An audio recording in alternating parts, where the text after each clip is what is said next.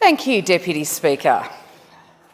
And I'll keep this brief because, yeah, you're welcome, because it's getting on in the afternoon and it's just about time for a nap. I'm happy to rise, though, to talk about and support the reasoned amendment that my esteemed colleague, the member for Croydon, Esteemed, and echoed by my esteemed colleague, the member for Narracan, has spoken about.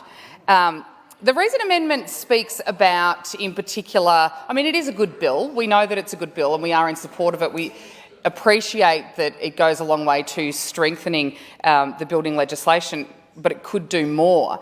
And I've said in this place a number of times, I don't profess to be the expert on everything, but when I know very well that I'm not, more than happy to seek out the counsel and advice of those who are, such as my esteemed colleague for Narracan, yep, got it. Builders, plumbers, also my esteemed colleague from Morwell, a plumber. People, though, that are on the coalface. So when we talk about stakeholder engagement, it's great for governments to write and implement and pass legislation, but if it's not practical on the ground, is it actually going to do any good? So that is why I'm in support of this, the reasoned amendment. I think listening to the stakeholders and those on the ground that are actually doing the work is incredibly valuable. And why wouldn't we? Obviously, the theory and the principle is very good. Housing, look, we know that there's a housing crisis, and there are many ways to go about housing. I know lots of people in the industry. In fact, a friend of mine that was walking around the halls of Parliament today is in the housing industry, and she had made comment about the changes to cladding and all of the issues, and we've heard numerous members speak about that today. So I have paid special attention to this bill. With regard to housing in my area, obviously cladding on high-rises, not a great problem. It's not something we deal with day to day, but housing is, and the shortage of it. And a few years ago, in a former life as a councillor and mayor of a rural council, a conversation was had while I was sat in Canberra at a housing seminar with the then CEO. And I had a crazy idea, like, why doesn't council just start building houses? And of course he said, well, that's not what councils do. And I said, well, we've got land, why not? And he said, that's not what councils do. And I said, why? And he said, no. And I said, why? And he said, okay. So we looked into it, and then magically we had a discussion with Regional Development Victoria, who said, you know what, that's actually a good idea. The market's failed.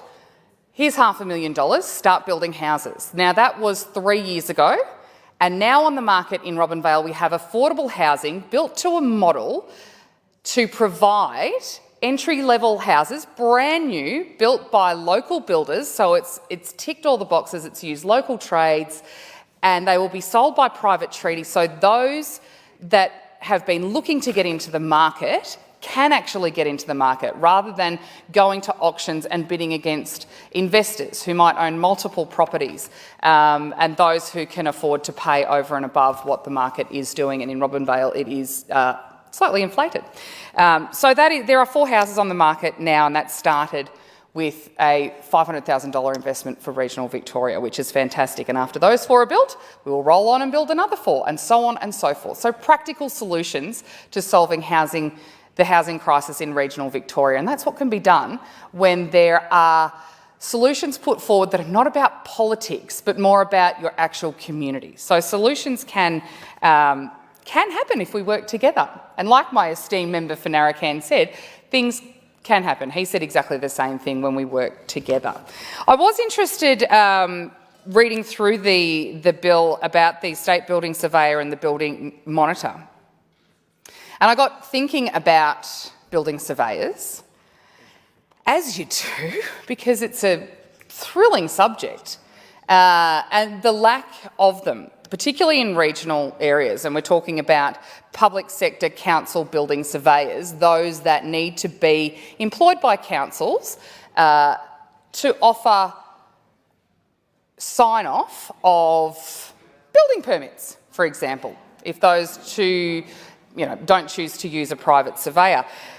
Robinvale falls into the Swan Hill Rural City Council, and currently they have cancelled any application being taken for building permits because they do not have a building surveyor. In a housing crisis, it's outrageous. They've stopped taking building permits in a climate like this. So we can talk about building surveyors, but we need to also work on how do we attract more of these professionals to regional areas with housing. Where are you going to house them? Can't build a house because you can't get a building permit. Because you can't employ a building surveyor because you can't house them. You see the cycle that is quite vicious. It's not only building surveyors though, it's also planners, engineers. There are almost permanent vacancies for really good positions at councils like Mildura, like Swan Hill. Everywhere in regional Victoria they have these permanent vacancies for positions like this, but to not be able to take building permits during a housing crisis, to me, is just it's a vicious cycle. We can't increase supply without building permits. It's lunacy. I did say that I was going to keep this brief, and I meant it. So with that, I will gladly put my support behind the reasoned amendment that the member for Croydon has, esteemed member for Croydon has submitted. Thank you.